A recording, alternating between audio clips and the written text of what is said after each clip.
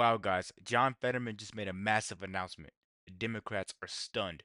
You guys gotta check this video out. One more thing I got for you, a big hug. Okay, good. That's very nice. Look at that family you got, huh? Yes, sir. Yes, sir. Very nice. How are you? Nice to see you, man. Nice to see you. That was a big evening last night, right? Yes, it was. That was a big evening. 13-year-old superstar cancer patient DJ Daniel was made an honorary member of the U.S. Secret Service Tuesday. Despite that heartwarming tribute and moment, Democrats turned the cold shoulder. The White House says that snub certainly may have backfired. Democrats didn't stand to keep men out of women's sports. They couldn't even clap for a girl who got her head smashed in by a man on a volleyball court. Democrats didn't stand for an innocent and beautiful child who is surviving brain cancer. Last night was a very clarifying moment for our country. The Democrats exposed themselves as the party of insanity and hate, the party that wants to put America last. Former West Virginia Senator Joe Manchin and John Fetterman said this, sir. Thanks for being here. He said a sad cavalcade of self-owns and unhinged petulance. It only makes Trump look more presidential and restrained. We're becoming the metaphorical car alarms that nobody pays attention to, and it may not be the winning message. I'm going to take that metaphor a step further. When that car alarm's going off, it's really annoying. I mean, John Fetterman, he always comes in at the right time, with the right message, with common sense.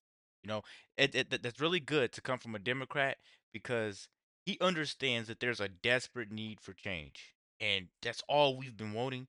And that's all we're about to start getting used to now that Trump's in office. He's doing massive investigations. He's being very blunt, telling people how it's going to go. And these people still want it to go the opposite way. How does that make sense? How is that fair? I'm telling you, man, these Democrats, they want to manipulate and try to change you, and they have no sympathy for anybody else but themselves. They all can come together when it's time to investigate where our money, is going. Their money, forget our money that we're paying taxes for. When their money starts going missing, then they want to come together for a plan. They want to make stuff try to work. That's very backwards. What about little DJ that went through 13 brain surgeries, and now he's able to talk? They told him he wasn't even going to live 5 months. They have no sympathy, empathy for anybody around this world, man. Let's keep going. Sad. I kept thinking, I was watching the delivery. I had sat there before in that same situation when the president first came, President Trump came and he was speaking about energy and things about coal and things I know about energy security we need for our country. And I was standing up and I think people were hissing me behind. And I was the only one standing. I kept thinking, that's awful. They shouldn't be that disrespectful to the president. They were hissing me, not him, for standing. Listen to Fetterman. David Axelrod on CNN called Al Green despicable. Michael Steele on MSNBC thought whoever got the bingo sign should be fired. We never learn is one quote. He owned us. It's almost like whatever Trump does or say, just make sure you do the opposite over and over again. Here's a quote. We can't just be the party that barks at Trump. Until we learn that lesson, we're going to lose. He made us look like what we are, blanking buffoons. Wow. Wow. Did you hear that? Let's go one more Over time. and over again. Here's a quote. We never learn is one quote. He owned us. It's almost like whatever Trump does or say, just make sure you do the opposite over. Whatever Trump does or say, just make sure you do the opposite. I wanna make this little 13-year-old boy have a reason to live. He wants to be a cop. I'm gonna make him a special agent. You're against that. You don't want to stand up. I'm gonna investigate where this money's going because a lot of it's going to fraud and abuse. A lot of it's fueling your pockets. I'm gonna investigate that. Then what do? You stand against it. Anything Trump wants to do, they go against it. That he wants to make America safe. He wants to bring us together. He wants to make America great again. They go against it. It's eventually it gets tiring, to be the underdog, but it's like a dark tunnel. At the end, it's going to be light, because Trump, he realized that a long time ago.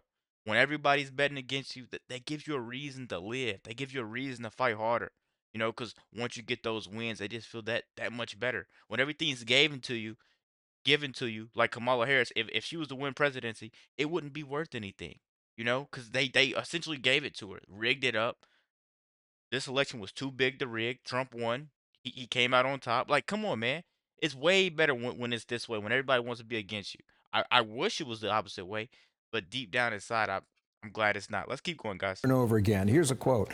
We can't just be the party that barks at Trump. Until we learn that lesson, we're going to lose. He made us look like what we are, blanking buffoons. The biggest thing Now, is... you're on the outside now. I am. You have a chance to advise in a more neutral way. Well, who is the leader of this party? Who's giving them direction? Why would they make such a spectacle of something that was not necessary? As far as within the House and the Senate, the leadership is basically Hakeem Jeffries and his team, as far as in the House, and Chuck Schumer and his team, and far in the Senate. As far as a national leader who people are rallying around as former Democrats or Democrats now or independents trying to get their vote, they have to understand the people have spoken. They elect Donald Trump as president. Every red-blooded American should want your president to succeed. If you're in a position of being a House member or a Senate member and you can do something positive, do it. Don't worry about the politics. It'll take care of itself. Make sure our country succeeds, and your leader has to succeed. And when you're going to be against something, do it respectfully. Do it with decorum. Not able to stand up and be able to clap on something with a human touch that had, that young man, the young boy, what he wants to do. That's just unconscionable. I think the point is, Senator, you can disagree on policy. Yeah. And you can express But not that. on human experience. But not on the personal. No. Go ahead, Dana. On Gutfeld last night, I suggested that the Democrats should just declare bankruptcy, because that way you can move forward and start anew. Well, here, do you think that they're at a point now where they realize, like, for example, I'm going to read this other one about, this is from Trump. He said the Democrats should lose the midterms based on their behavior. Republicans can take what happened last night and win any race in the country. And you add that to the trans athlete issue, where you had 45 Democratic senators all vote against protecting women's sports. well, first of all, let's look at the country right. Come on, man.